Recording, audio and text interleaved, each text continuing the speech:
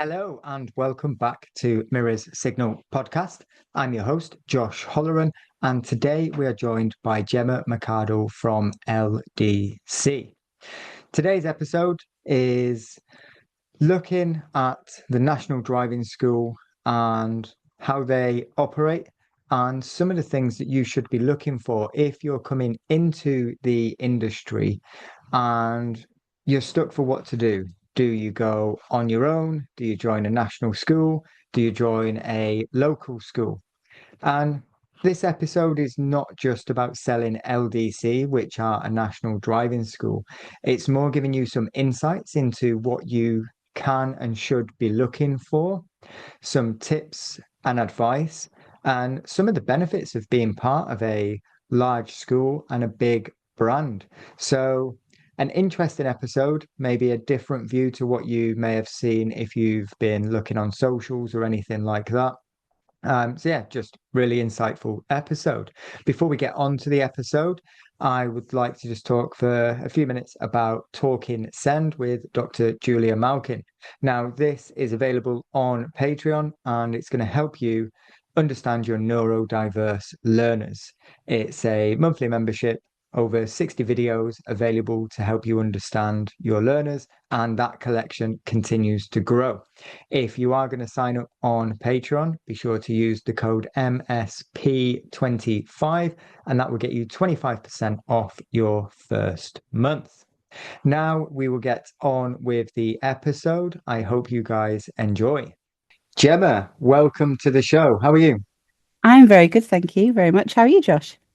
I'm great, thank you. As always, looking forward to this chat. We've had a few good conversations about the industry and franchise, Mhm. and it's been fascinating. I'm going to admit my opinion may have been changed a little bit since we started talking. So hopefully, listeners have a listen. It's going to be interesting. But to get into the show, can you tell us a little bit about who you are and what you do? Okay. Oh, well, what I do, that's a really that's a really good question. I'm Gemma McArdle from LDC, Learner Driving Centres, a national school that's been in operation now for 37 years. So we've been going a while. First set up by my dad, Paul McArdle. Interestingly, he set it up in my nursery all those years ago. So you could say that I've been involved in the company nearly since birth, in a really weird way, always been around. So actually, Dad set up the company in our house, with a desk and a phone. His uncle was a local driving instructor at the time, so that's where he obviously got the inspiration to grow a business. He worked for a very successful American company in sales, but he realized that he wanted his own baby, if you see what I mean. He wanted something that was his, and with the influence of his uncle, decided to come up with a driving school. I've been involved in the company. It will be 27 years going on this year myself. So, I know I don't look old enough, for it, but yeah, I actually started at the business when I was 14. It was the 90s. Nobody cared, do you know what I mean, about, about child labor or anything. But so yeah, so I started off just helping out, in school holidays, doing a little bit of filing here and there, answering the phone, putting people on hold, you know what I mean, transferring calls, sending out information packs, in the post, using the franker, doing all the, making the cups of tea, doing that. So I started, like I say, being involved with the business in a really young age. Went away to university, got my degree, which was in TV and film production, incidentally. Um, had a very short but successful career. I worked on things like most famous one is Wife Swap. If you all remember Wife Swap back in the day, I used to do some work on there. But I worked on various projects, so I did quite well. But unfortunately, got made redundant, and it was just before 2008 hit, and we all know what happened in 2008. I thought, oh, do I stay down in the big smoke, down in London and keep trying to get a new TV role, which was very difficult because, like instructors, we were self-employed. We never necessarily, you didn't work for a TV company. You were self-employed. You went from show to show to show. And basically, it didn't work out for me. So I moved back up north, to Pontefract, moved back to with the family, and lo and behold, got back involved with the business again. From a more much more involved than what I was before. I suppose my responsibilities really within the company is the fleet. So I deal with all the car side of the business. I do all the induction training, all the business training here. So if somebody wants to join LDC on the franchise, they get to spend 3 days with me, which is, which is always fun. So I do the induction training. I suppose in one sense you could call me instructor support. I do make a joke sometimes that on the top of my door I should have like agony aunt, on my door, just because, whatever any of our instructors want to talk to me about, do you know what I mean? They can talk to me about because I'm here. Yes, I have never been an instructor in my time, never attempted the exams, but when it comes to, the business side, supporting, lending an ear, I'm there. I'm all for it. And because I've been around the industry for so long, I've seen how it's changed as well. We look at LDC over the 37 years. We've survived the recession of 91 and 93, 2008. We've now survived COVID as well. And now we've come out of that on the other side. So I think that's a testament really to the strength of the company, that the staff that we have, that the instructors that we have, that has basically enabled us to thrive still within the industry and still be, at the top of our game, really. Albeit we are smaller than what we were pre-COVID, as in the numbers of franchisees. But I think every driving school has probably had that, unfortunately, happen to them. But, we're still here, we're still strong, we're still doing what we're doing, and we've still got a great number of people behind us, which is great, which is obviously our franchisees. Our longest serving member, incidentally, will be celebrating 30 years this month, which is great. So, yes, that's really great. He's also one of our trainers as well, but he has been with the company for 30 years, so he's obviously grown with us as well, which is great. Some backstory and the people that are listening after you mentioned you're a national school. We're going to cover some cool stuff now Oh, and yeah. why the franchise model, I guess, is the way it is and the business side of it. But something that stuck out and got me thinking was when you were saying about being the agony aunt. Hmm. I'm quite fortunate that I get to talk to loads of cool people, and I've got a few people on the phone that I can have a moan to when things aren't going to plan, or I Hmm. can bounce ideas off when I have them. And I think that can be a struggle for people in our industry. Hmm. Like you've mentioned, you're self-employed. You post on social media and you're going to get a million and one different Hmm. opinions and come away none the wiser. Hmm. So I guess that's something that I missed when I was coming into the industry and something that I've now managed to find through everything that I'm doing. The people I talk to all over the country, but kind of understand my business and what I'm trying to do with my driving school. How do you find that? What are some of the struggles that people have as driving instructors that are coming to you? I mean, a lot of it comes down to it's personal, it's personal support. So, we have instructors who may have had a recent operation, for example, and they're going to need to have some downtime. So they need help with reorganizing their diary or finding other colleagues to help out. Um, there's the unfortunate when one of our members passes away, we also have to support the widow and the family and to make sure that everything is all in order, which can be an absolutely terrible time. And unfortunately, in the last few years, I've had to deal with that on 3 occasions, which is, it's not nice. But knowing that we're here to support, no matter, what that may be.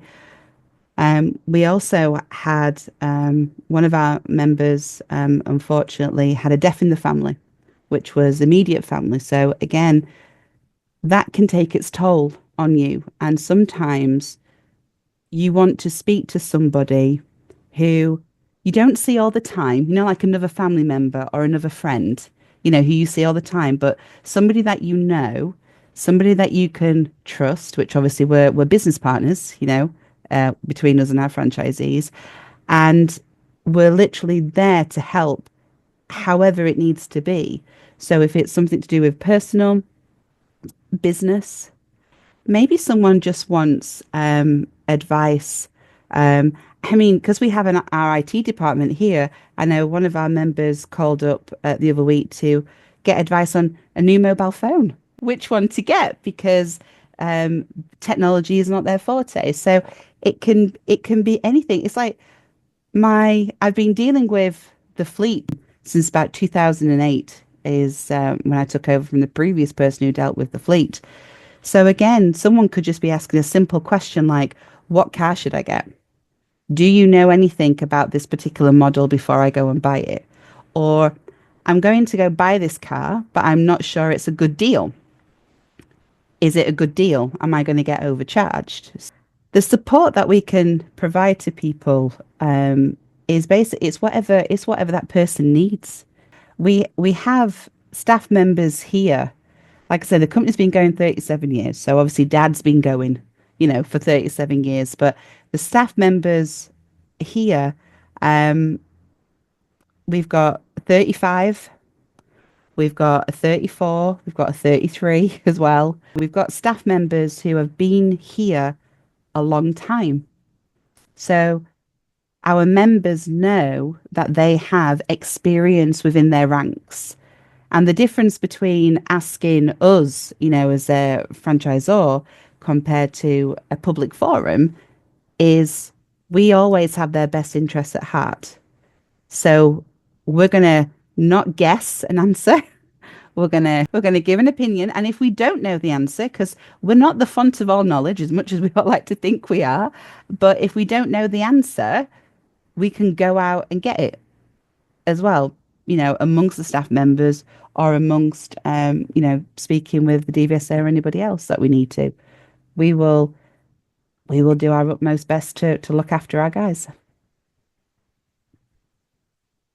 A lot of topics that I hadn't really considered, especially around what happens with my diary if I'm no longer here.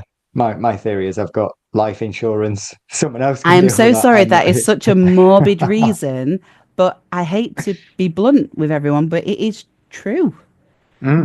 What provisions have you got in place, should something happen to you? I know that sounds absolutely horrendous and horrible, but, we've had instances where some of our franchisees, their partner, their widow, has been very much involved, with the business. So they know where all the files are, all the passwords, do you know what I mean? All the details of what bank account and everything that they use, which is all great. But then we've had other instances where the widow or the estate who's looking after it know absolutely nothing. And then what's made it harder is because the franchise, as I'm sure you'll appreciate, we have a franchise model that we provide to our franchisees to use. So we have apps, we have our own Instructor hub where people can log the data and log all their diary, their online diary and everything. But if somebody then goes and uses an external product, we can't actually get access to that to help. So that's that's the other thing to look at as well. I'm sat here thinking now I'm going to have to give my missus all the passwords to all the different banks. So if anything happens, the bills are covered. Oh, they took a turn. I wasn't expecting it to go this way, but already I'm starting to think I need to do more and I need to put things in place. We spend all day on the road. We do. But I would like to go back to something that you said amongst that, and that was that your business partners. Hmm. That's not the impression that I see on social media. And I'm sure people listening to this don't see it. And it opened my eyes when we had our initial conversation about franchisee, things like that. But let's talk about that a little bit for people that are coming into the industry and are trying to figure out what the best way is and how to do things. What did you mean by your business partners? Every franchise out there in the industry has a different model. And I think that's the first thing I want everyone to understand really or be aware of. You know, what driving school A does will be different to driving school B, which is different to driving school C. And I think that also is different on a different level. What a national school might do might be different to what a local school does too. So there's definitely a lot of differences. Now, the reason we have always considered our franchise as a partnership rather than a franchise in the traditional sense is because I I think I'm right in saying that we are the only school that actively advertise our members as an individual rather than just LDC, the brand. So, for example, let's say someone works for ABC Driving School, just as an example. So, if you're a franchisee driving around in a deckled car with just ABC Driving School and a central office number, you're just advertising ABC Driving School. You're not creating a brand. You're not creating an identity in your area. You are driving a car that is advertising ABC Driving School. The way we have done it for as long as I can remember is the reason we're a partnership is because not only is LDC's name on the car, so is the name of our instructor. And we've also got the telephone number of our driving instructors as well, advertised on the car. Plus, the franchise model provides each of our instructors with a website. So the website might be something like passwithgemma, .co.uk or drivewithgemma.co.uk. So that is advertised on their car, not learnerdriving.com, which is the main LDC website. It's actually the website that the franchise provides for the instructor. So, we're actually sharing both of our names on the car. It's we're a partnership more so than everyone's just an LDC instructor. I have seen that. There are LDC cars driving around Swindon Yeah. in my areas. But yeah, they have their names on, their numbers. And why do you do that? We've always done it. We've always done it for a long time because we Dad has always wanted to create a school that has a a number of individuals that come together as a collective, that we always share the same ethos. So we're all sharing the same ethos. So we're all under the LDC banner. We're all under the LDC driving school. But I think what's also important for instructors is also to have their own identity. Our franchise has been described by a lot of people as being the closest to being independent without actually being independent, if you see what I mean. Because if you are an instructor and you're not with a franchise, you have to do your own marketing. You have to find your own ways of doing this. So what we've done is we've created the partnership model. Plus, also, we want to be different to what other schools offer. Like I said earlier, I don't think any other school does what we do. And I think that's what makes us unique. So by us providing, with our instructors being able to share their name, um, it, it basically just gives them more of an identity. And I think it also helps them with the transition of also not being feeling like they're trapped or it's not my business because all I'm advertising is ABC driving school. But it's not. It's because they've actually got their name on the car. It's their baby. They've chosen to use our franchise model, to run their business with. And like I say, we're working together as a collective, as a partnership, to basically provide good quality service to our instructors.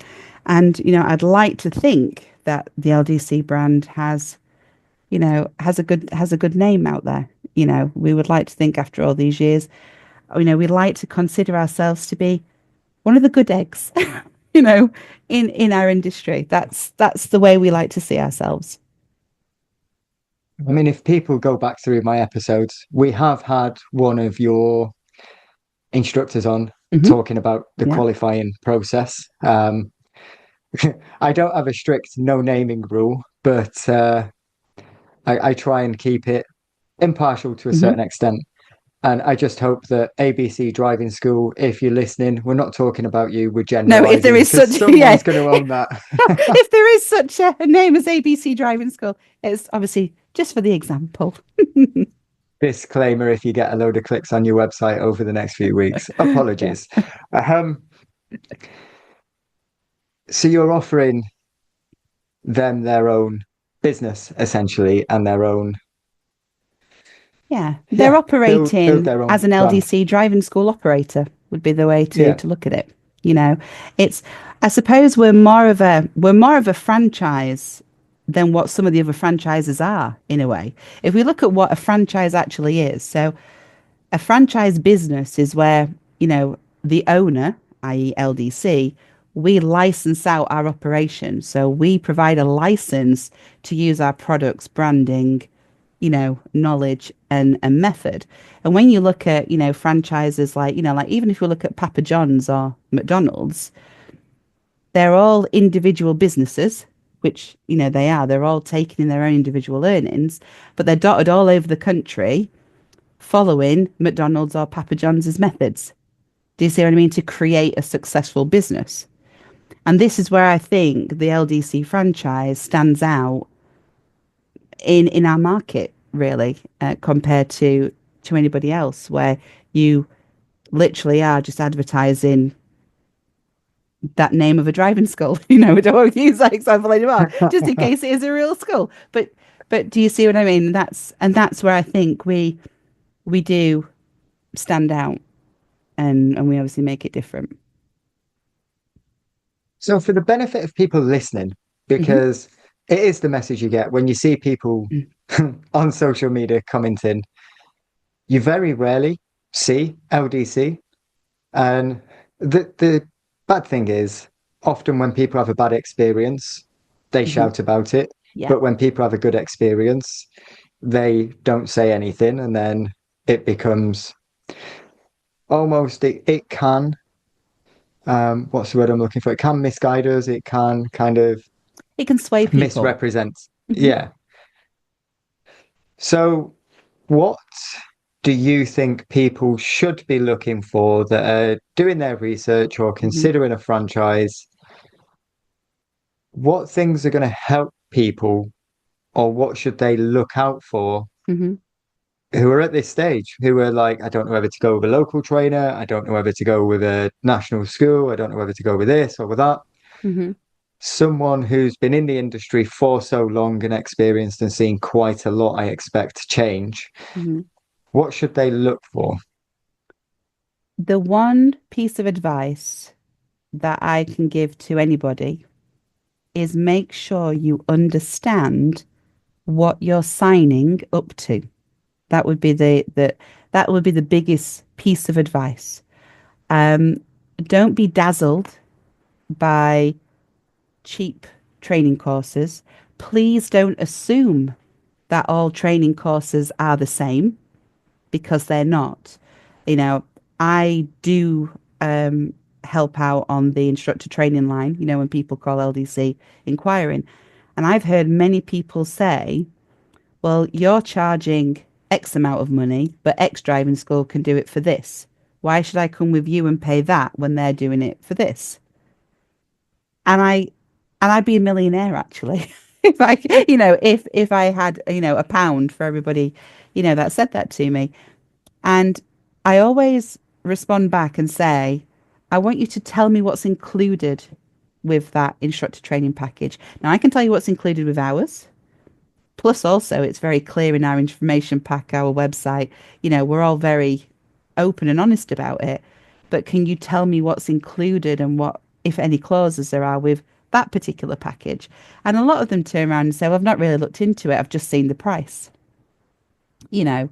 But I'm glad that they have still called us, even though we are significantly higher than some of the cheap deals that do appear on the market, because we do want people to think about what they're signing up to. But also, I think people need to also think about, why are they wanting to come into this industry as well? Why do they want to be a driving instructor? You know, if you've heard pub stories, down at the pub because someone's mate is doing it and they're, earning loads because, the driving lesson fees have all gone up, then maybe you need to look at, why you're doing this. If it's all very money orientated, it's not necessarily the right thing to do, because that's not just what being a driving instructor, is about. If you want to run a business, and I think that's another thing a lot of people don't appreciate, as a driving instructor, you're there to run a business. It's, again, I've heard people say, well, don't you just go in the car and just drive around town for 2 hours and make sure people don't crash? It's like, no, there's a lot more to it. I also don't think people necessarily appreciate the amount of time and the amount of effort that needs to come from the student to actually train to become a driving instructor. I mean, I've had phone calls with people who said, well, I've paid my X amount of money, make me into a driving instructor. And I'm like, it doesn't work like that, unfortunately. You know, Again, with a training course, you are provided with a course, whatever that content may be, you are provided with a course. Maybe you'll have some materials in paper format. You may have an online portal. You may have videos that you need to watch, and a portion of it may be in the car with the trainer. But you need to ask the providers, what am I actually getting for my money? And I don't think enough people ask that, to be honest. I think, somebody sees 800 quid and then someone sees like 2.5 grand. Oh, I'll go with the 800 quid, because it's cheaper. Yeah, that's it.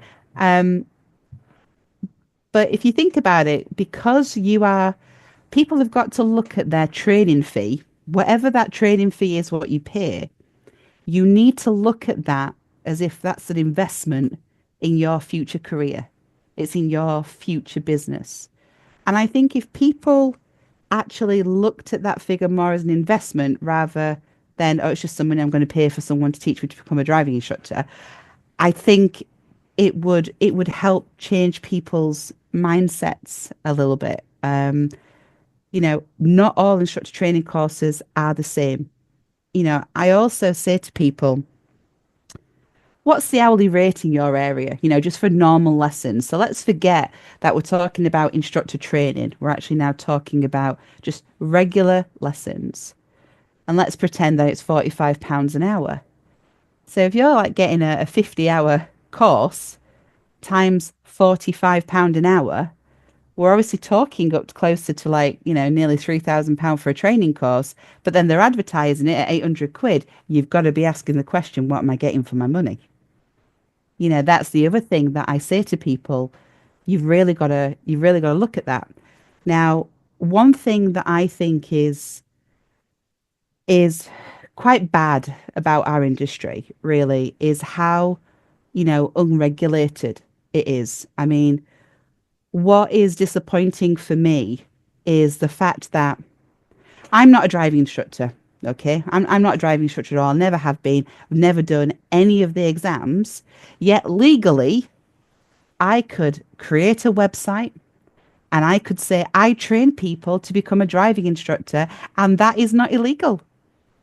That is what is crackers, about this industry. The fact is, I may have never done it before, but if I'm a really good salesperson, I could say, come with me. This is what I do. Give me loads of money. Do you know what I mean? And that's the craziness about it. And this is where when people do say, don't go with a franchise, go with an independent trainer or go with a local school. The thing is, that independent trainer might not actually be qualified. That independent trainer might have only been qualified a month, for example, as an ADI, and then they've decided that I'm going to look at training people to become instructors. I know that there are a number of ADIs that do put investment into CPD, which is great because that is ultimately what the industry needs in order to further their career off, expand their horizons, which is great. But I think we can all agree as an industry that is such a small percentage. The majority of the industry just want to potentially just maybe make as much money as they want and potentially just want to, get on with it. Do you see what I mean? And that's where, because I know some instructors don't take any CPD until the brown envelope appears on the doormat, or they think I don't need to, I'm getting passes. But CPD shouldn't be seen as, oh, it's a chore. It should be, how am I going to use that CPD to further my career, maybe, enhance my business? Because that's what we need to be thinking about as driving instructors.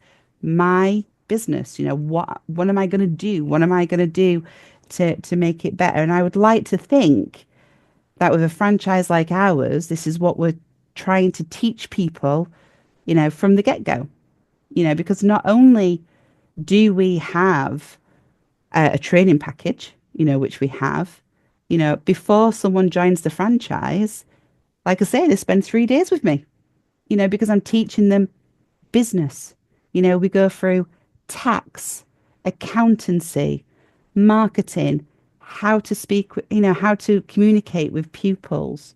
We talk about GDPR, we talk about compliance, we talk about checking your learners' licenses, we go through insurance, we go through all the ADI 21AT paperwork that is required, as part of being with the DVSA. We literally cover so much. We talk about getting the right bank account. We literally go through loads of things for our members to basically get set up in business. And that's what we want to do. We not only want to set people on the right foot for the training side, but we also want to make sure it's the business. And this is when, if you are looking at training to become a driving instructor, this is where you need to look at both sides of the coin.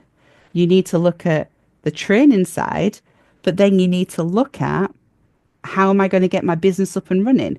Is it going to be franchise? Is it going to be independent? Am I doing this because maybe I want an employed position? I mean, we've recently had someone join our instructor training course because he's applied for a job with the ambulance service. And in order to get that job, he needs to have his ADI license. So you need to decide, what am I getting this qualification for, and how am I going to get there to it? And if anybody, local or national, or even a training provider, is asking you to sign or commit to any franchise agreement, any additional support agreement, or anything else along those lines, you need to be really thinking, is this the right kind of company I want to go with?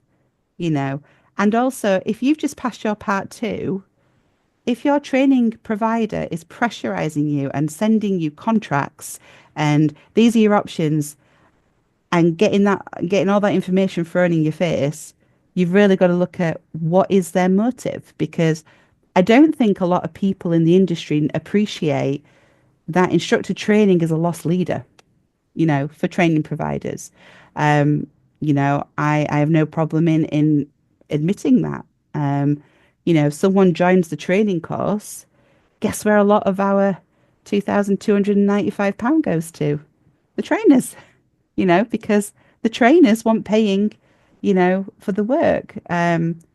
Rightly so. So people, so yeah, with it being a loss leader, the only way the driving schools can make money is ultimately through the franchise. And this is why some schools, and I'm not just going to say nationals here because it is some local schools as well, are tying people in for lengthy contracts. You know, I know of a local school, down south that ties people in for 5 years. And I just think that's like, oh, that's just that's a crazy amount of time to be tied to somebody. A year, 18 months, 2 years, 3 years. These are all the figures that are out there in the industry. But you've also got to look at it. And also, I touched on it earlier about cars. You've got to look at the different franchise packages. Some come with a car. Ultimately, they're more expensive than a franchise without a car. Realistically, I mean, the way the car industry has gone since COVID, we've all noticed the cost of cars are now dead dear. Let's just use a very Yorkshire phrase there. Cars are now dead dear, because they've just gone up in price so much. That's obviously what the most expensive item is in our business. And we need a car to obviously be a driving instructor. So ultimately, you've got to look at, am I happy giving this particular school, I'm just going to pick a random figure, like £250 per week, for a franchise with a car when I'm tied into a contract. And again, I'm going to be quite blunt here, where there's no promise of the amount of pupils that they're going to get you. I don't know of any franchise contract that says we guarantee we're going to give you X amount of pupils per year and you're going to earn X amount per year. There's no such agreement exists because nobody has a crystal ball. And if somebody is promising you these things that are quite lavish, really, you've really got to think, where's the proof in the pudding? Where is that information, coming from? So, you've got to look at how you want to run your business. And also, you have to do your maths. Can you afford to go into business, as a driving instructor? I'll just do an example like what we do. So somebody passes their part two with LDC. We send them an information pack. They do not get a phone call from the team chasing them about, do you want to come on the next induction? Do you want to go on a training license? We don't do any of that. They literally get an information pack. They have the option to join a Zoom session, which talks about going on a training license, going on the franchise. They don't have to if they don't want to, but the option is there. And they have an option to have a phone call with somebody if they want to. We're actually big advocates for teach for free, which I know some people are just like, oh my God, teach for free. Why the hell would I do, teach for free? But it's actually a great tool to get prepared for business, which is ultimately what we're here to do. If you think about it, this is what I think scary. Okay. So I'm just going to use an example here. So I've done some Zoom training with a training provider. I've been to a training session and it may have been done intensively. I know quite a few people like to call it fast track training, but basically all that means is you went somewhere for a week and did a whole load of training. And then you're then given the opportunity to then join their franchise and start earning some money, because that's ultimately where it's all about, isn't it? But it's not.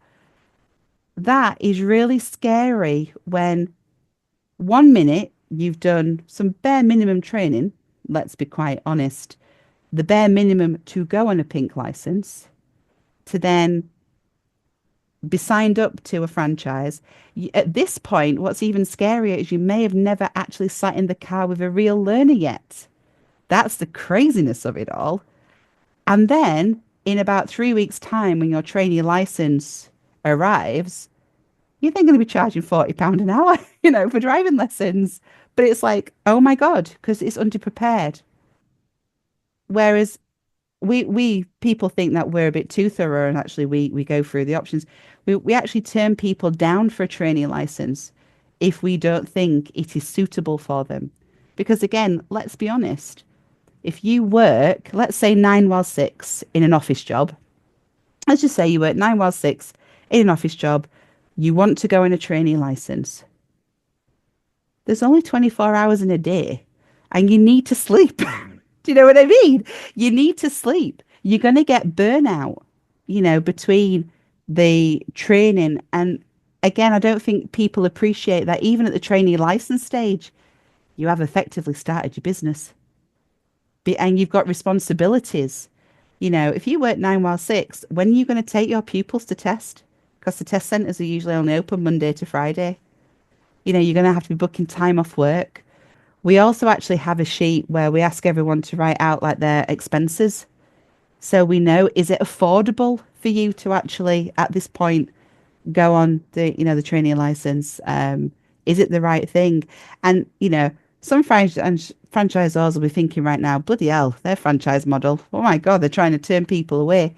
But we're not here to be the largest driving school, in the country with 1 million driving instructors. We're all here about quality and genuinely trying to help people, get off on the right foot. And I would like to think that, again, if any of our ex-franchisees, are watching, hi everyone, I would like to think that the teachings that they got when they were with the franchise, they've taken away and they're still using the methods and using the compliance and everything that we taught them right at the beginning in their everyday business. That's what I would like to think anyway. Might be a bit of a pipe dream, but hopefully so. That's what we'd like to think of. That we're the school here trying to create the next generation of good quality driving instructors. I should write that one down. That's quite a good one, isn't it, for Great, marketing? it's on record. Yes, there you go. Yeah, I know I've That just said a was lot. I know I've just said that a was lot. some information. I'm sat here like I had a Yeah. question and then another question and they've all gone. And do you know what? At the very beginning, when you was talking about Hmm. what most people do, and I held my hand up for those that are listening on Spotify and not watching on YouTube. Um, that's what I done. I compared prices Hmm. and I went with the cheapest. Hmm. And it probably wasn't the best route for me. Hmm. And there's been a lot of learning on my part. All things that you've mentioned all the way through that talk then about managing a business, Hmm. managing your accounts, managing social media, marketing yourself, like advertising, getting students, diary management. I mean, diary management, I've still not mastered yet, but I've only been going 4 years. So in Hmm. another four, I might have figured out how to make a diary work. Yeah. Um, and people, like you said, need to be aware of what they're coming into. Something that stood out and it made me chuckle as you were saying it. Like it's not just going out delivering a lesson and going home and that's it. Before we came on Zoom, I was on a phone call for about 30 minutes to a potential client with additional needs. So they Hmm. want a lot of information and they want assurances before they come on lessons with me. Hmm. And I can't just, I, I'll give you a call back or call me back tomorrow when they're in a conversation and they're sharing their concerns. We've got to build an understanding of what people are expecting from us. I'm not saying you have to take every phone call and stay on the phone for an hour, but it's going to affect your business if you don't engage in those conversations. And I found it out Mhm. by just quoting prices and telling people I'll get in touch rather than having a conversation with people. And I think my diary now speaks with the clients that I've got and the service that I'm providing. No one taught me any of that. It took me a couple of years to get established, and being able to have people support you who've been through it, who've Mhm. experienced it, and have the experience will really help people. Because I think that's one of the biggest things when I read social media is you're a business. Mhm. I think that can get missed. Yes, you're a driving instructor, but it's a business that you've got to build. Otherwise, you've got no clients and you've got no lessons. Mhm. Yeah, it's And that means ultimately no that's income. it.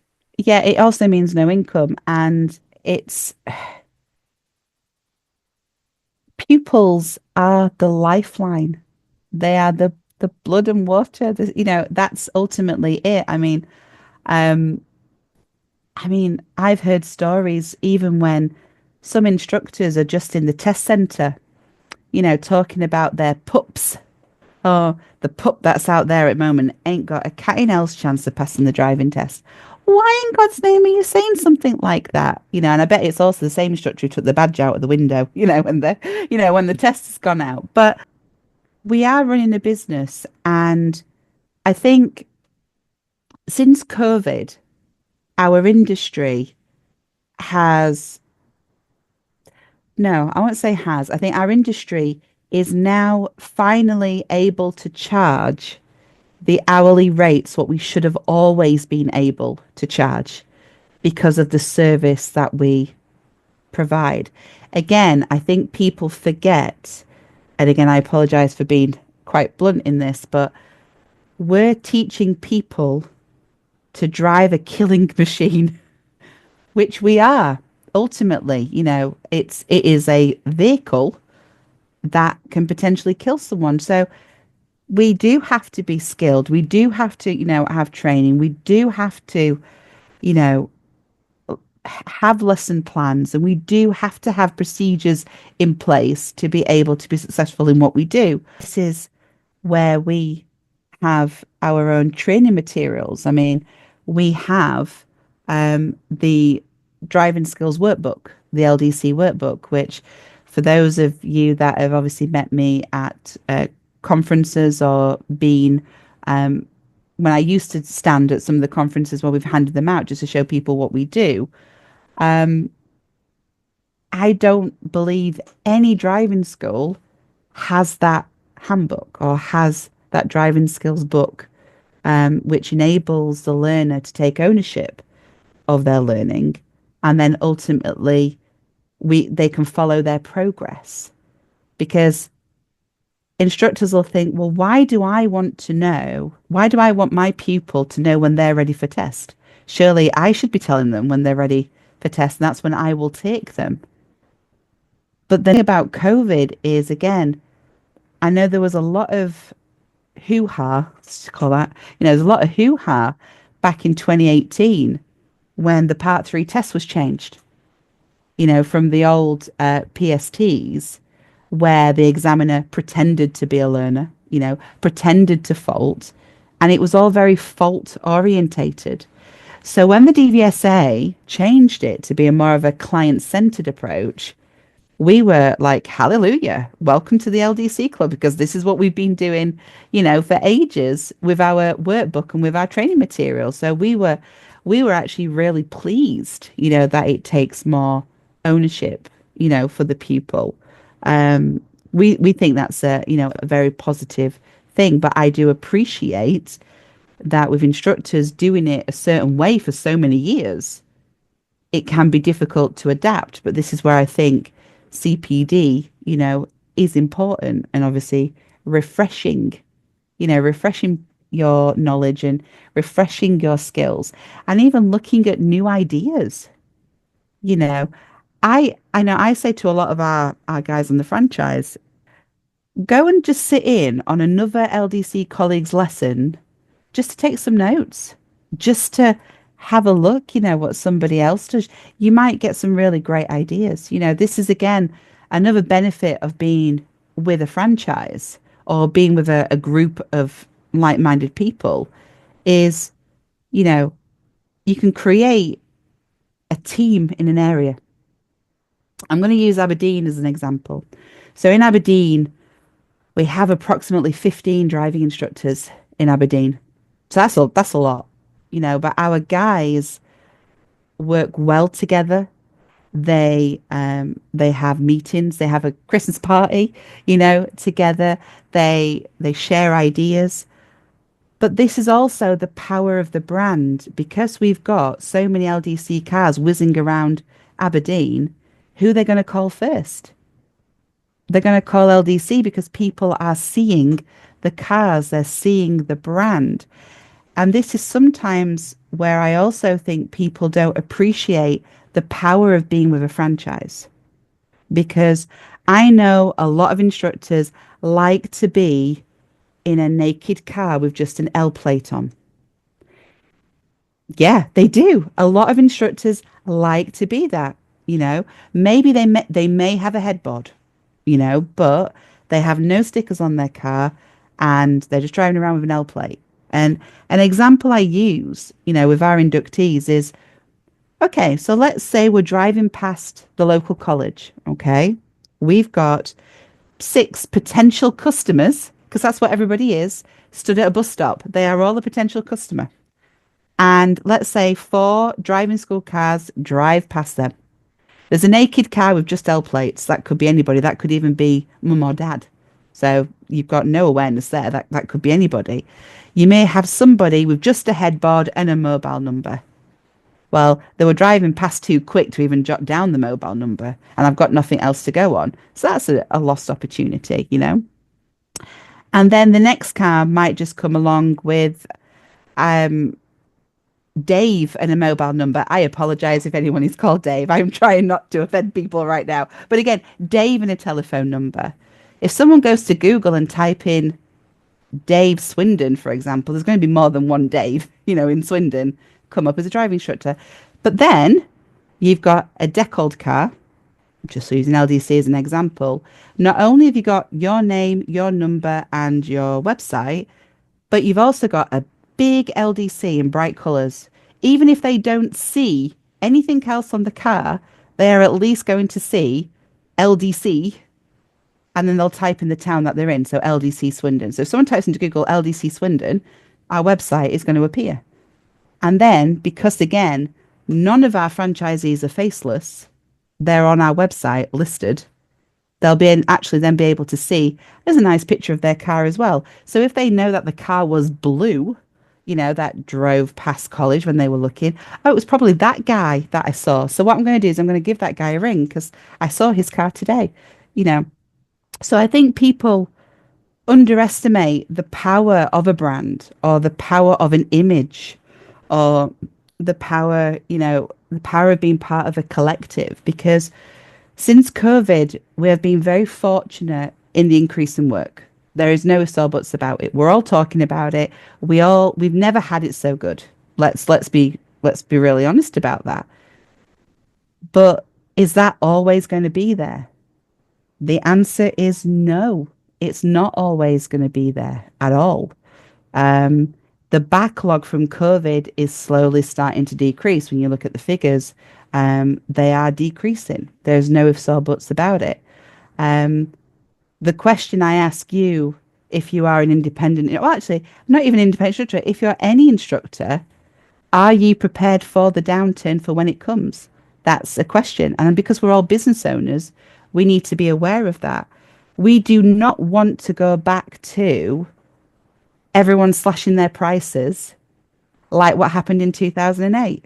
For those of you who were instructors in 2008, you'll know what I was talking about. It was also the creation of the dreaded, are you ready? 5 hours for 60 quid. and the dreaded 10 hours for £99.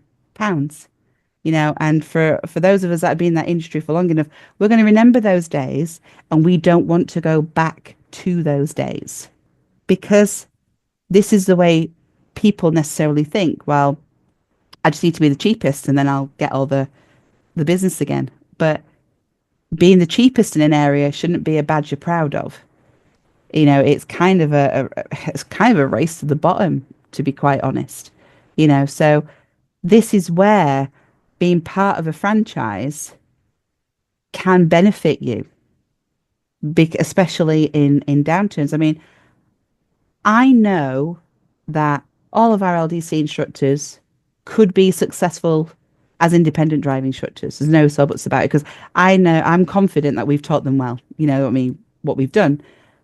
However, they choose to be part of the franchise because of the service we provide. We don't charge them 10 arms and 10 legs.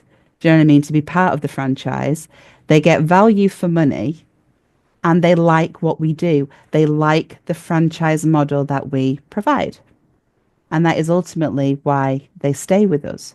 And like, as I said earlier, 30 years is our, longest serving franchisee. Franchises can also create opportunities for instructors, like in instructor training. We do not subcontract our work willy-nilly. Again, I like using that phrase, willy-nilly. People have not heard that phrase for years, and you've heard it twice in the last hour or so. It's great. Some training providers get the work in, and then they subcontract it out to any Tom, Dick, or Harry who will take it on. But there's no quality assurance there with the training because they're just passing it on to whoever has accepted the work.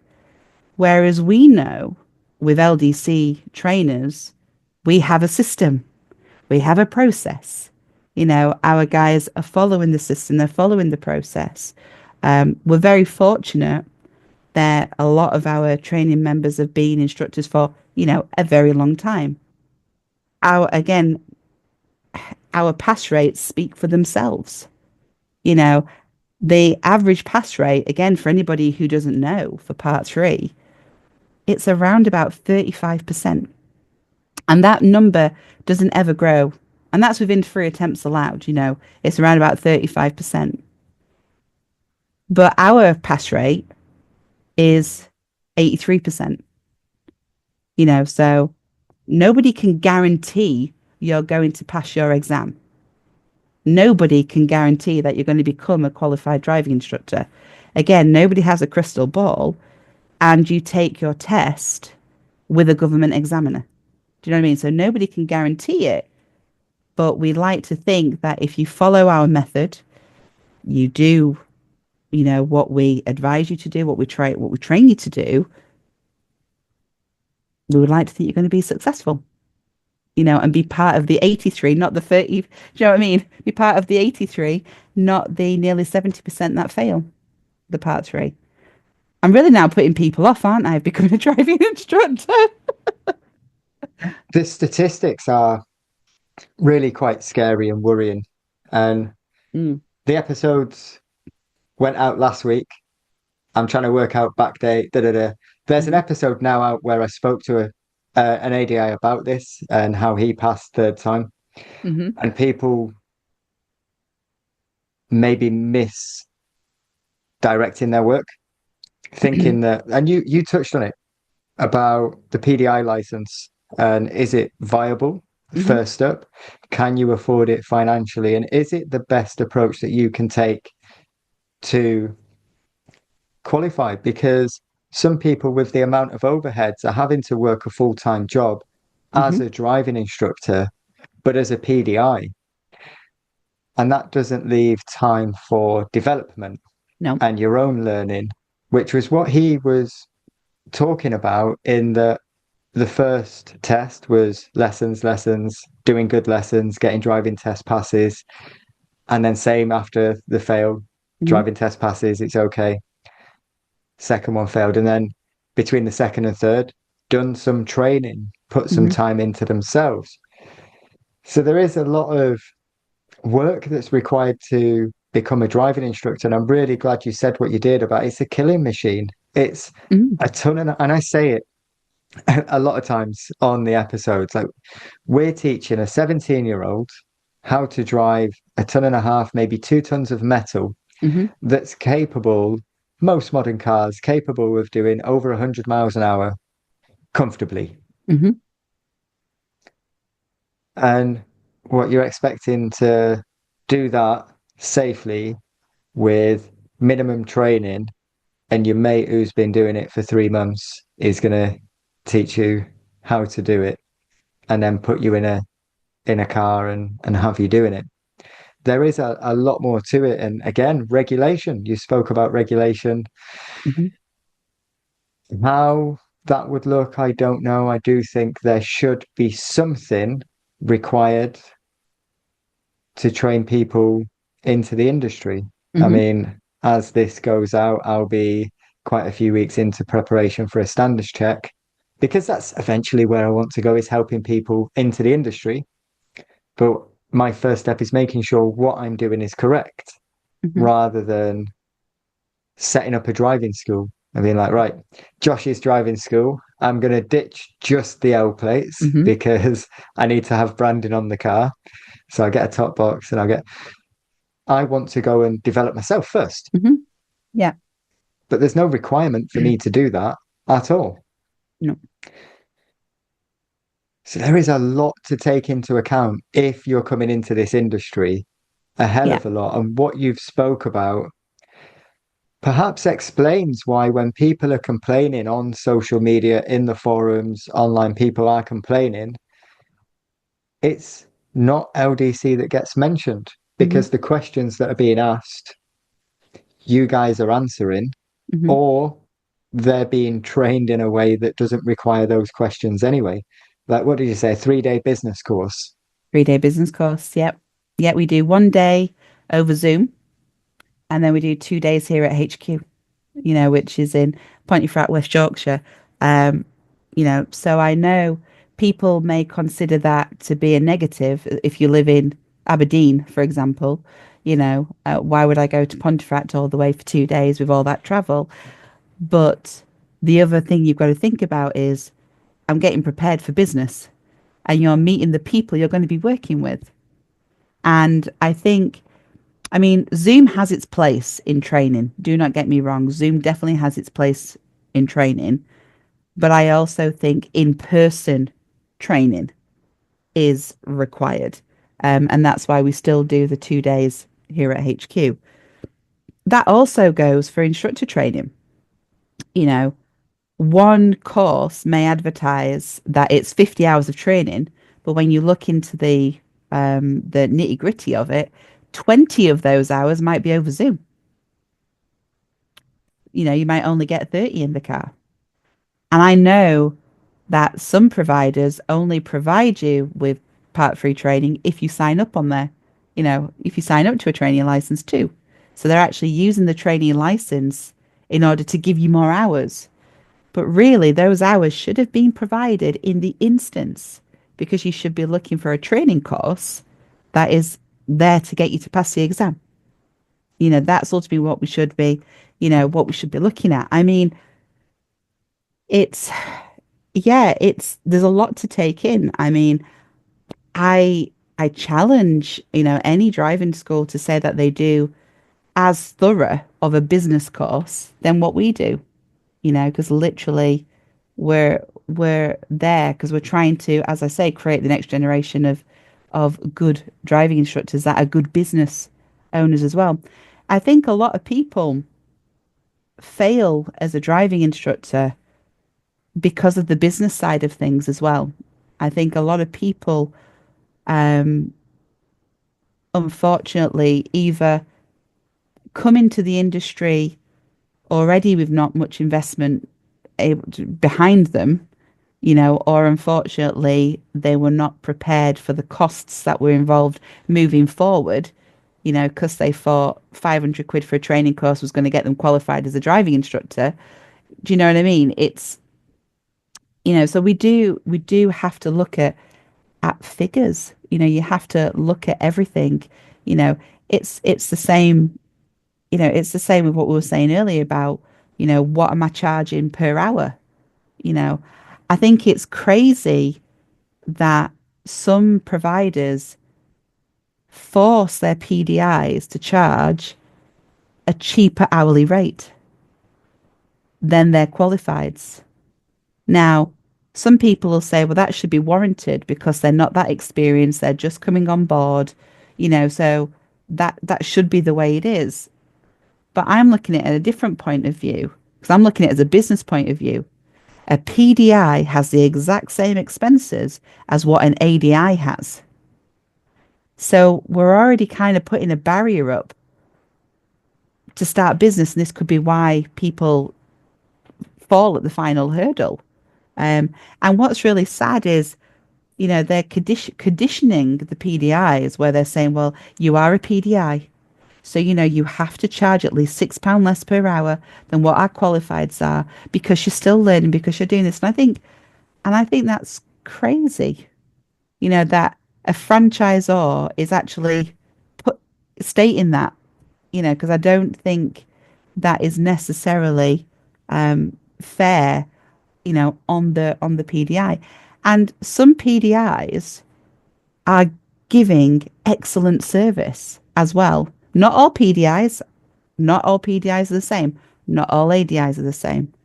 But we would like to think that the PDIs we are releasing into the industry, they are providing a good quality service because they're following our program and they're following what we're doing. We're not just signing somebody off on a franchise because, signing them up on a trainee license because they're my mate, or someone slipped me 200 quid as an ADI and I've just signed off the trainee license paperwork.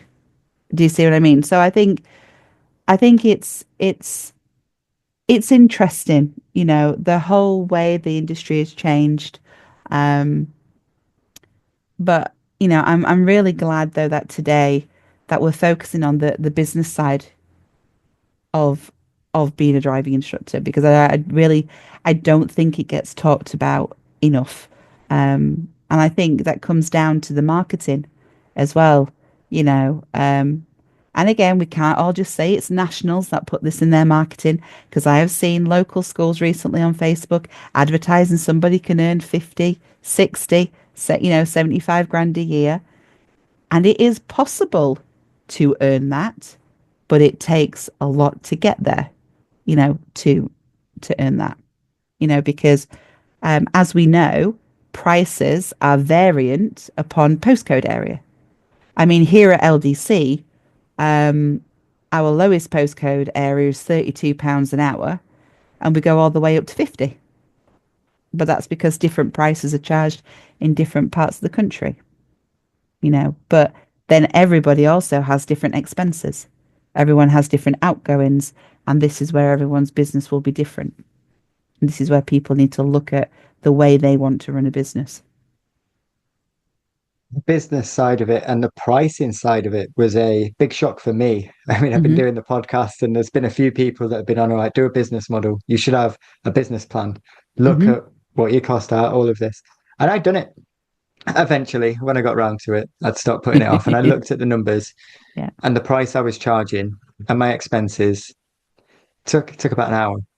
But I was surprised at where I was going wrong and the price that I had to be charging.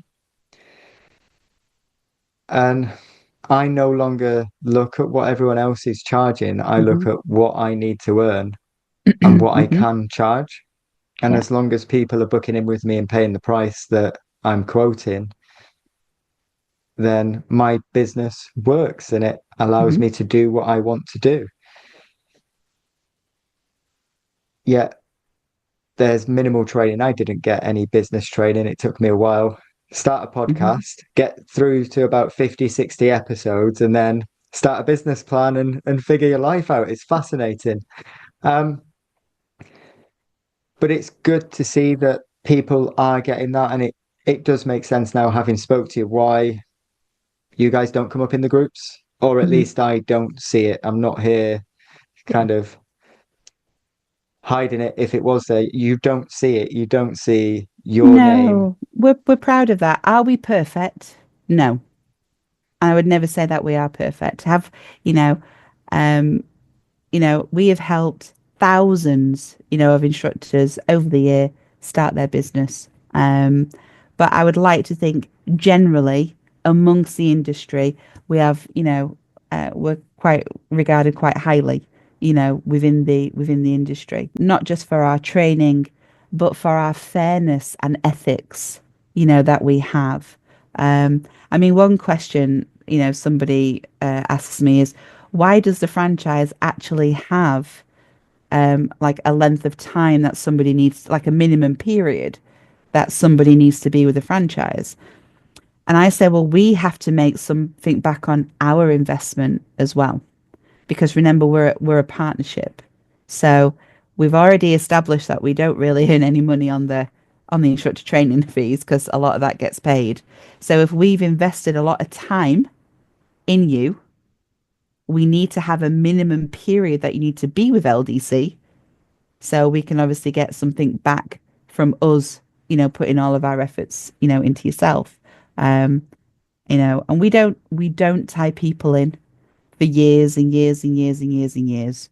And we only have a month's notice period as well, you know.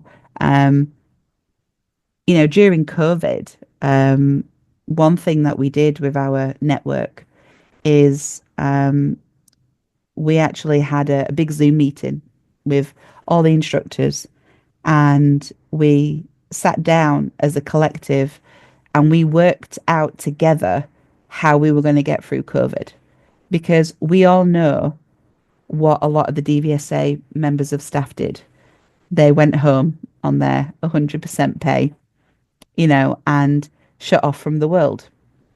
Um, and we had no guidance. We didn't know if we were going to be included with the hairdressers and the beauty technicians. Sorry for bringing this all up, guys, but this is this is the truth. This is what happened. Unfortunately, our members in Scotland were not able to go back to work until back end of August, where Wales and England were able to go back earlier. So, and believe it or not, in our franchise manual, we didn't have a section on how to deal with a pandemic. you know, Believe it or not, we have quite an extensive franchise manual. It is a book that, we provide, to our instructors, but we didn't have a section for how to deal with with a pandemic. I don't think the DVSA did neither, or the government. But anyways, a section of how to deal with a pandemic. But as a collective, we worked out a plan. We created our own COVID safeguarding terms and conditions that our instructors were using when they went back to work, because we didn't get anything from anybody. What was nice to see, though, is that what we had created, when stuff finally did come out, bits had been taken from ours, which was nice to see that, we were definitely on the right tracks, with what we were providing. And, we also had a discussion about franchise fees, because, again, for our business to be afloat, we our income is the franchise fees. Again, it's not the learners who pay the lessons, because guess what? We pay the lesson fee to our instructors. It's all about the franchise fees. So unfortunately, a lot of our members were part of the excluded, where they were not getting any help, from the government. So as a collective, we decided, to freeze franchise fees. Our members who wanted to pay towards, or who were able to pay a small contribution towards the company to keep us going, because again, we got no help from the government, as in funding or anything. All we got was furlough. So naturally, we furloughed a lot of staff, and there was a core 5 team still coming into work every day to make sure that our team was still supported. They were not left on their own. Do you know what I mean? So we were able to get through it together. And during that time, we spent a lot of time on Zoom, as you can imagine, but we did CPD training. We had, we had coffee mornings, people, because again, this job can be quite lonely, on your own. And I think people don't appreciate that. People think, oh, it's the best thing since sliced bread being on my Todd, you know, as an independent, but that's not necessarily right for everybody. What's right for you might not be different to somebody else. So, you know, we like to think that this is what we're here to basically be a good quality driving school, which is ultimately, what we want to do. And as a network, we do we do price reviews. So our network, we look at prices in all the areas. It's a team vote. I don't decide the prices. It doesn't come from HQ. You must charge X. It comes amongst the network. If the network want to run a special offer, they decide amongst themselves what, do you know what I mean? What that special offer may be if they want to do it. You know, I mean, it's it's decisions being made collectively, and I think that's what being part of a franchise, is. Not just it's disappointing when people do have negative experiences with franchises. And it is sad to read. Um, but I think it comes down to every franchise model is different, and you've got to look at everything and look at the nitty gritty and see what you're getting. Um, you know, Unlimited pupil supply doesn't exist, in the industry. Um, I could say, yeah, we will give you unlimited supply because there's no limit. But that doesn't mean that you're going to get your diary is going to be full within a week of you joining a franchise. It's not going to happen. It takes time. It really does take time. And I do hope that everybody starts to read their contracts more, and really understands what they're signing up to and getting into. And guys, for any driving instructors out there looking for a new car, that's also a car. If you're going to go do a PCP through a dealer, make sure you read that paperwork to say that you can use it for business purposes. Because some of our guys have been bit in the backside where the car salesman told them, yeah, it's fine that you're a driving instructor. Of course you can put dual controls in. It's fine. It's not a problem at all. Then a problem's arisen further down the line. I've then read the contract because they brought it to my attention. Two clauses I found in there. One, you can't make any modification. Well, you put duals in, so that's a modification. So you broke that rule. And another clause is you're not allowed to use the car for business.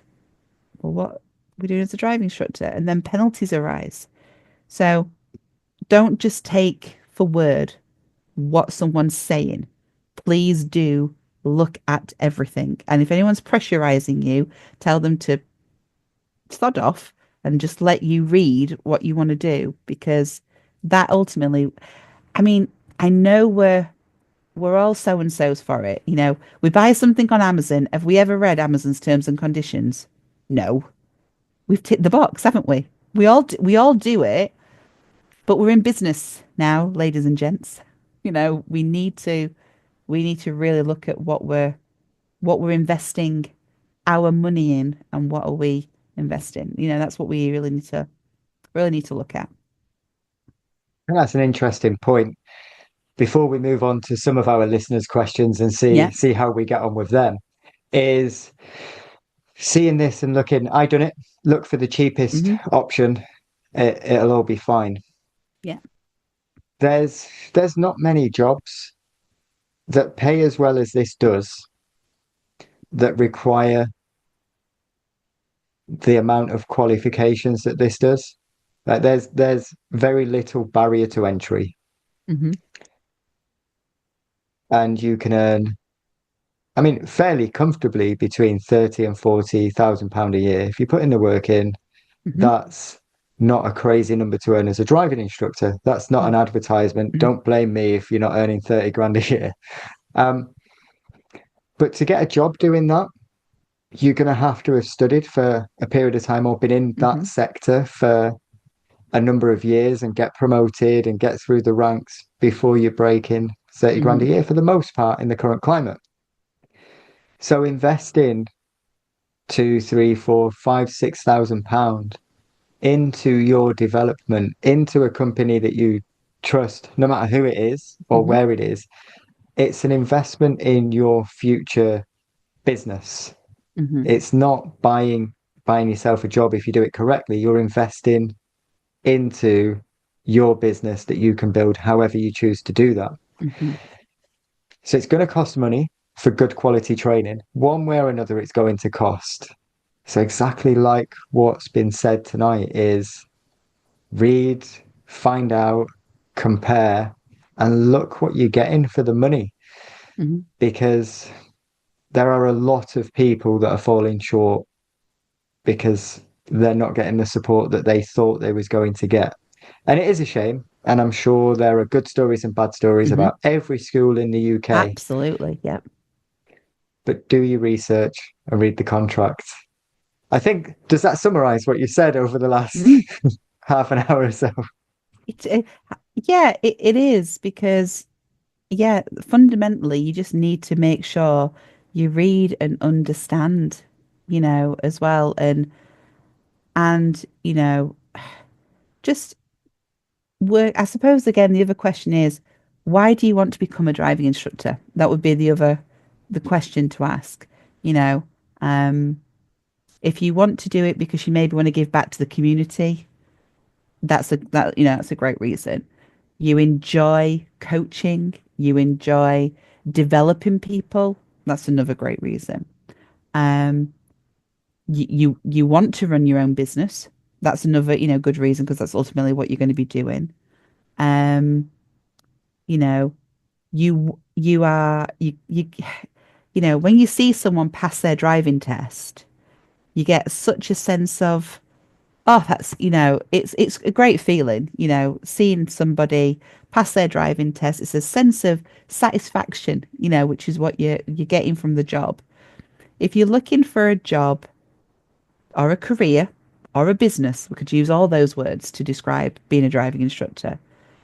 If you're wanting to give back to the community, if you're wanting to develop people, you know, if you're wanting, I'm going to say a challenge.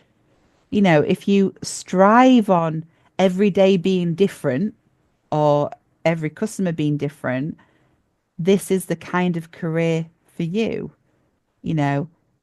And you've also got to be motivated as well. You've got to have some oomph, what I mean? You're going to have some oomph about you because if you're so laid back that you'll fall over, or you expect to, I'm paying you my money, sort it out for me.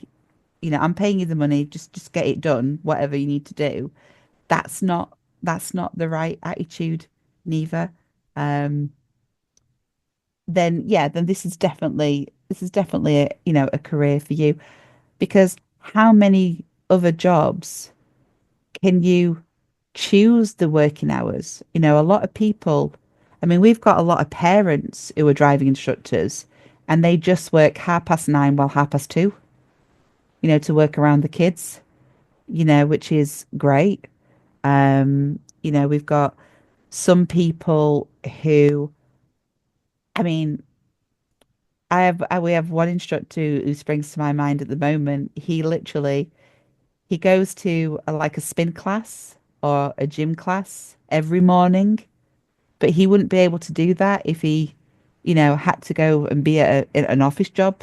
He can choose what he does when he does it, and that's what this job and this career gives you. It gives you the freedom to, um, yeah, the freedom to basically choose your own diary. Now, in the early days, yes, you may need to do some evenings and weekends because that is the most popular time. People want lessons. But then again, I would look at your business plan. Do you charge more for evenings and weekends? I think you're all going to think of what my answer is going to be. Think about it. Look at it. Yeah, absolutely. It's amazing when you start advertising a higher price for evenings and weekends, and then someone randomly remembers that they finished college at 12 on a Wednesday. Do you know what I mean? I've had a lot of that because I never used to. And Yeah. then I got to the point where I didn't really want to work evenings and weekends. Hmm. And I was like, well, if I'm going to, then it's going to cost. And it is very much well, I can do evenings and weekends, but this is the cost of it.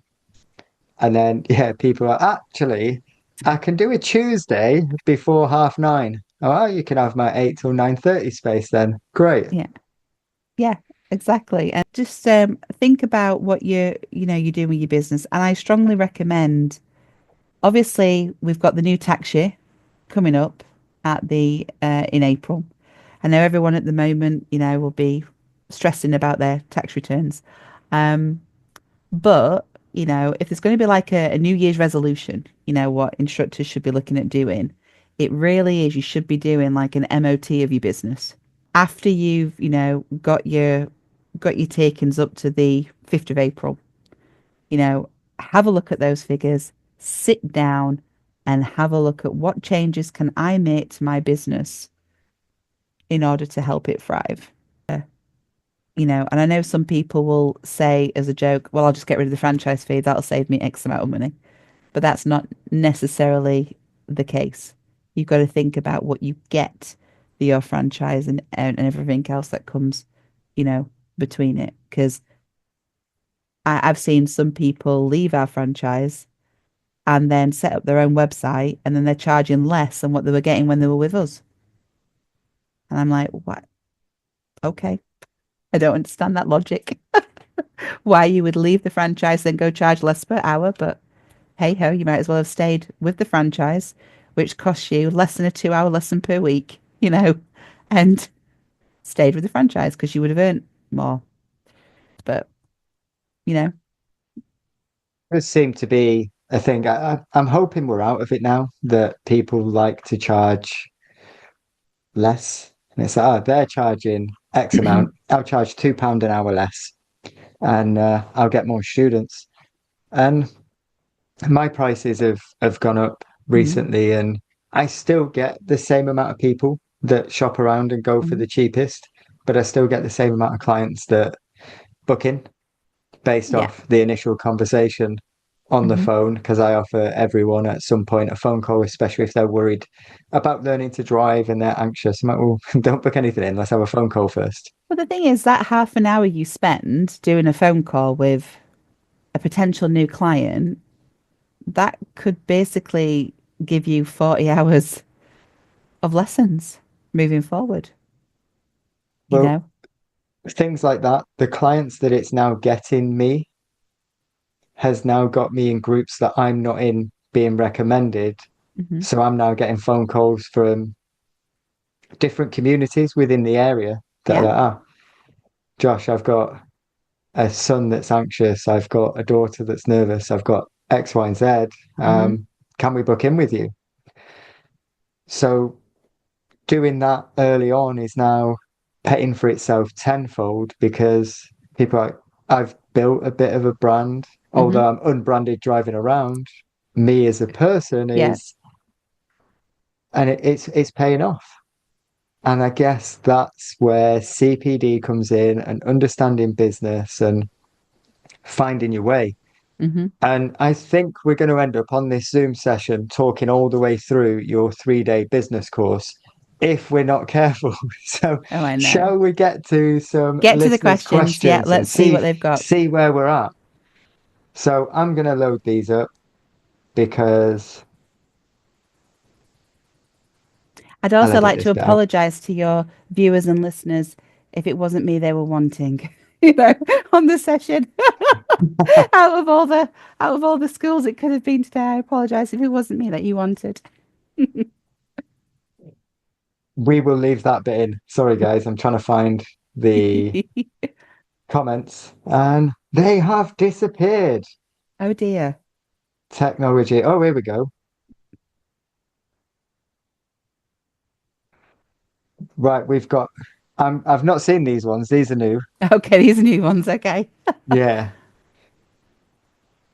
What do you, I'm just reading this off, I've not proofread Yeah. it. Okay. What do you think could be done to monitor and assess all trainers within a national school and independently? My question is based on the many PDIs received poor training without knowing so. We all know there are many poor trainers out there Hmm. that do not prepare their PDIs for the reality of what it takes to get through the whole process.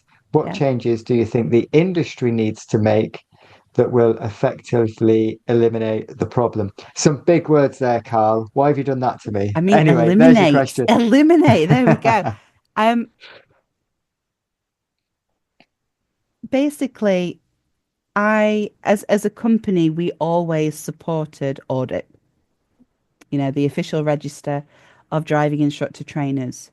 Um, we have been disappointed of its demise, over the last few years, and the fact that it doesn't have the effort from the DVSA or the support it requires to fulfill the reason it was set up in the first place.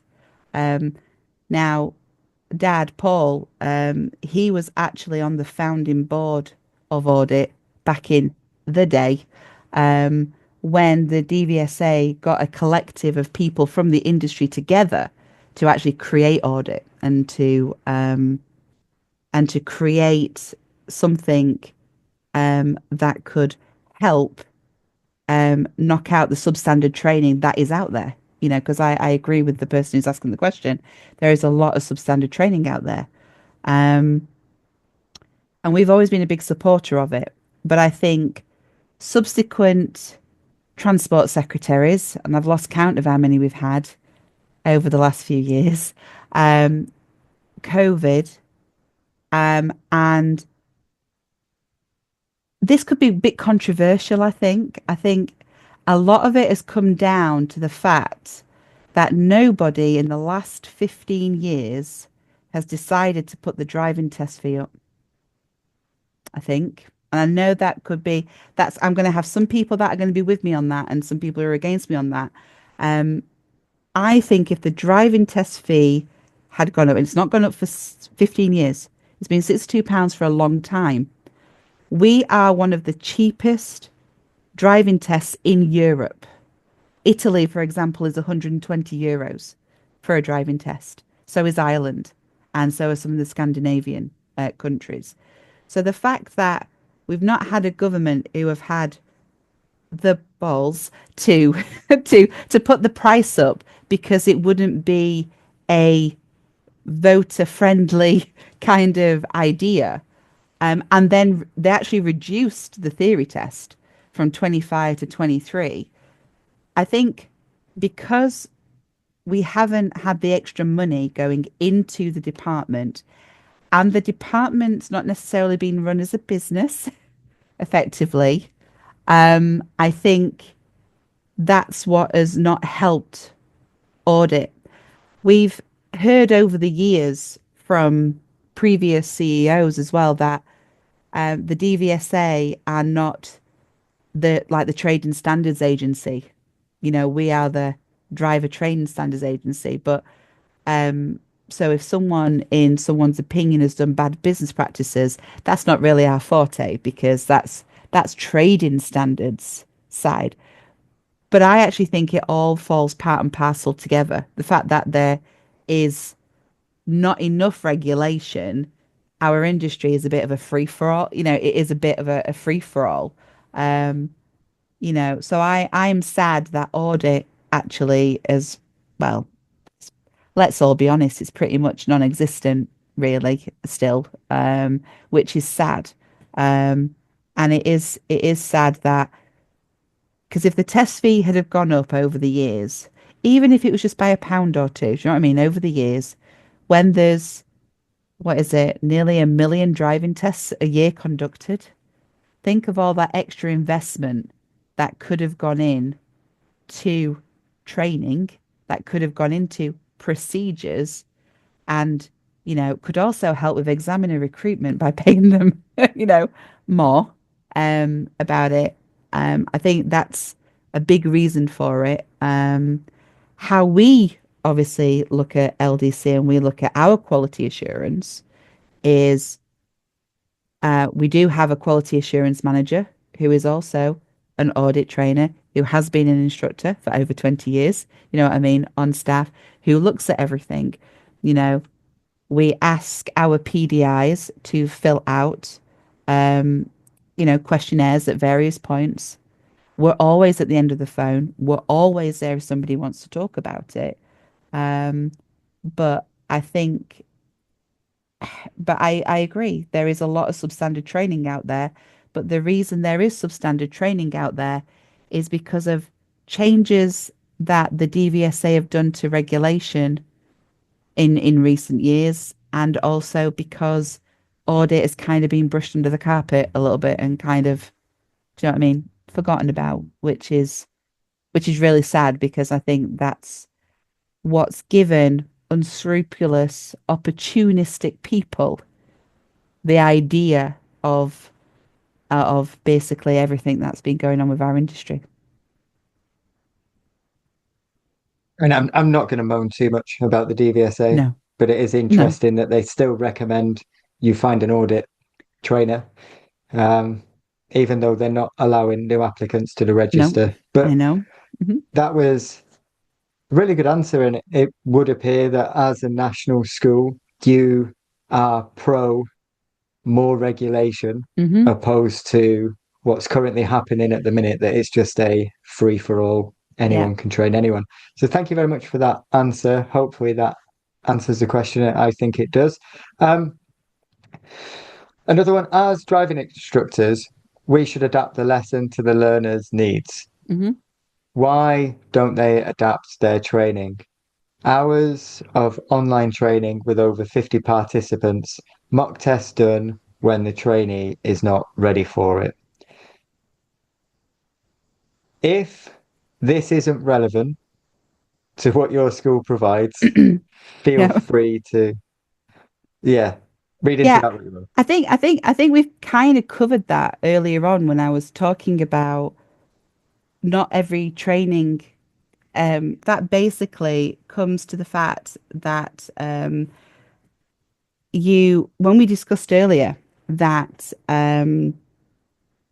not every training course is the same, and you've got to look at what you're getting. Now that particular person's obviously referring to Zoom training, where he's talking about a high number of Zoom training hours are there, and that the PDI feels underprepared.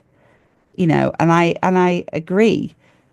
Zoom training doesn't take over in-car training, and one-to-one in-car training. I'm not talking about car training with three people, in the car. I'm talking necessarily about one-to-one.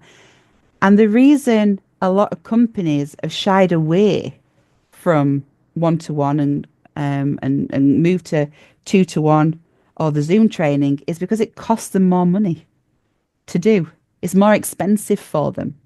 And then they most certainly wouldn't be able to advertise their £800, instructor training courses if they had to pay, um, you know, trainers to do the one-to-one training. That's why I say we don't make a lot of money or hardly any money on a training course because we've got to pay the trainer. We've got to pay our training team in-house. We've got to pay the bills to run the building. It's there's no profit in there for it. So yeah, so we don't do that. What was described in there. Um, we have two training courses. One which is up to 50 hours of training, and one which is up to 70 hours of training. And out of those two figures, 6 hours is assigned for Zoom training, and the other remaining hours, you can do whatever you want with those hours. If you want more Zoom training, you book in Zoom training. If you want one-to-one in-car training, you book that in. Our training course is not a one-size-fits-all approach. Somebody may thrive on Zoom training, and maybe that's the way they learn best. So they may want to use some of those hours that are not part of the six to do more Zoom training. Some person may not. Some, you know, we have to look. You have to look at the trainees' needs really, and the trainees' needs may not necessarily fit with your business model, with their business model, or how they're trying to make money. So yes, I agree with the person who's asked the question. I do think there is a lot of PDIs coming into the industry, not knowing, not having the information, but it's also not always their fault because they know no different as well. And if you've paid money to someone who you believe that is looking after your interests, what they tell you, you kind of take on board. Okay, well, if that's what Joe Bloggs says, that's okay. Because I'm, I want to be an instructor and I've paid this particular school or this trainer my money. And if they tell me that, I'm going to take that as gospel. And that's because people, don't know. And, this is where the forums can be great for people to find information, but it's not always the correct information, what is shared. They should be watching this instead. My Yeah. YouTube channel. Yeah, that's But that's it. a great answer. Yeah. And you can see why so many people, like 50 people on an online training Yeah. session, um, Yeah. how do you get anything out Even of it? our Zoom training sessions that we do, we have a maximum of 12. So the 6 hours of Zoom training that we have is 12, because, and it's again, the business induction courses we do, we limit them to 14. The reason we don't have 50 people on there is because it's very easy for someone in the back just to stay quiet, maybe not even turn on their camera, maybe not even participate in the whole session. But the school, because they want them to be signed up on a training license, will sign their ADI 2180, 21T to say that, they've done the required training, they attended everything, off you go for a training license. And that is because their business model relies on people joining the franchise and being potentially tied into lengthy contracts. There was a question about that. I'll get back to it. So let's quick fire some of these. Three Okay. reasons a PDI would choose a national school over an independent local trainer. Um, because a school, a national school, especially if it was LDC, we're going to teach you how to be a business person. We're not just going to train you. An independent trainer may not have a school themselves. They may just be operating solely as Joe Bloggs. So Joe Bloggs may just train you to pass the exams, not actually be a driving instructor. Joe Bloggs, the instructor trainer. The other question you've got to ask is who is quality checking Joe Bloggs, the independent trainer? Because if there's nobody for you to complain to, or if there's nobody for you to raise your concerns with, who is checking on Joe Bloggs, the trainer? You know, and also ask Joe Bloggs, the trainer, what their pass rates are. I mean, like I say, we print ours in all of our literature, so we don't, you know what I mean? So we don't hold back that information. Um, but I think a national school can certainly help somebody get started in the business, um, as long as they are prepared for what it is that what they're signing up to. Um, I mean, unfortunately, there are some PDIs who I know where they're getting really expensive insurance quotes, for their first time. So maybe franchise with a car might be an option that they have to consider, but you've got to look at what you can afford and what works best for your business. So, and we've been around 37 years as well. So we've seen a few things as well. So there's three things I think. don't know how you managed to cram that much into three things. It Yeah. was fascinating how you did that. Um, Been doing it a while.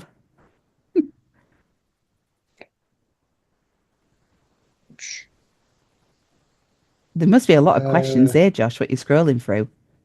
there is a lot of them have been answered, Hmm. and if they've not, I think people can read between the lines. So the next question I will ask Hmm. is, um, what do you think about not tying PDIs into long contracts? They believe that they shouldn't be tied into lengthy franchise agreements. I agree that no driving instructor, I'm not just going to talk about PDIs, I think no driving instructor should be contracted to a lengthy franchise contract. However, with a PDI, there is additional responsibilities as a sponsor because we are ultimately responsible for that PDI in more sense than if it was an ADI because they're still on probation. That is ultimately what the trainee license is. I also think that PDIs do need more support, when starting out. So I think that that needs to be considered. But also, I think that as a business, as I've said earlier today, we do need to be able to get some investment back, for what we've done. So, you know, um, if a PDI is being sponsored by a school, they should expect to be with that school for some time. But, 2 years, 3 years, 5 years, it's absolutely crackers, to be honest. But I do think that there should be something. And I also think, if there's any ADI out there thinking of starting their own school, multi-car school, or thinking about taking, PDIs under their wings, further down the line, you've got to think that it's not just a case of signing someone's paperwork, supplying them with a bit of leftover work that you've got, because you're getting a lot of inquiries at the moment. There's a lot more to it because ultimately they're going to be under your wing. It's your brand, it's your name that's on the line as well. So again, this is why we don't take PDIs who have not trained with LDC because it's a quality assurance. And again, people might be saying, well, you can't make money that way, but we're not interested in being the largest school. We want good quality people on the franchise, and the only way we can quality assure the training they have received before we put our name on their car alongside their name is because they've done the training with us, and and I think that's what people have got to consider. Um, so yes, schools should have a contract of some form, but I don't agree with the lengthy ones. I agree with that Good personally. answer. Yeah. And what a great way to finish there. That was a great point of what your business stands for and Mm-hmm. what you guys aim to do as a Mm-hmm. business. So that was great. Do you have any final messages for us? Um, I don't think I've got any final messages as such. I think I've said, a lot. And I hope people have enjoyed, tonight's session, today's session, because um I like to think that we're an open company, we have good ethics. Um, I would like to think that other instructors out there will actually resonate with stuff I've said tonight. I really hope that there's people out there, who resonate with what we're trying to do here. And and we're always open to speaking to good quality people, or good quality trainers who are looking at joining a school. If you know, we are open to having those conversations. That's not a problem at all. Um, you know, um, I just hope that everybody takes a look at their business plans, takes a look at what is going on with their business, read read contracts, find out what you're signing up to. Don't just tick the box. Don't just pay the money. Um, and really, you know, knuckle down, work hard. It's not easy becoming a driving instructor. If it was, everybody would be qualified. Um, Again, if you're trying to look for the cheapest way possible of qualifying, maybe you're coming into this for the wrong reason potentially. So have a look at it um, and I genuinely wish everybody well, on their journey, whatever form that may take. Um, and I hope to meet people, when I'm at the events. You'll always see me in an LDC t-shirt, so anyone's more than welcome to come over and say hello. I mean, I hunted you down in September. I got to see one or two people that day. Yeah, so yeah, exactly. So, um, you know, we, I mean, for the future, what we want to achieve is we want to keep doing what we're doing. We want to still naturally we want to grow, like any school, but we want to make sure it's still manageable. Um, we want good quality people. And I just hope that everybody, has a successful and prosperous, 2025 and beyond, because it's going to change, and I just hope that everybody is prepared for that change, and people start to think about it now, because I genuinely think in some areas it has become more competitive in certain parts of the country. And I just think we've got to be prepared for it, really. And I hope everyone just takes that away, really, and just, you know, let's be good, and hopefully we'll get some positives from the DVSA this year too. That's what I'm hoping. I certainly hope so. Yes, Gemma, thank you so much for the chat tonight. It not a was problem. really good to hear from the other side of the fence. Often Hmm. we hear the bad experiences people have, and sometimes the good experiences, but it's Hmm. nice to hear from a school point of view and what you guys stand for and provide, Hmm. and the fact that it's a business. But thank you. I appreciate your time. Yeah, not a problem at all. Thank you very much, Josh.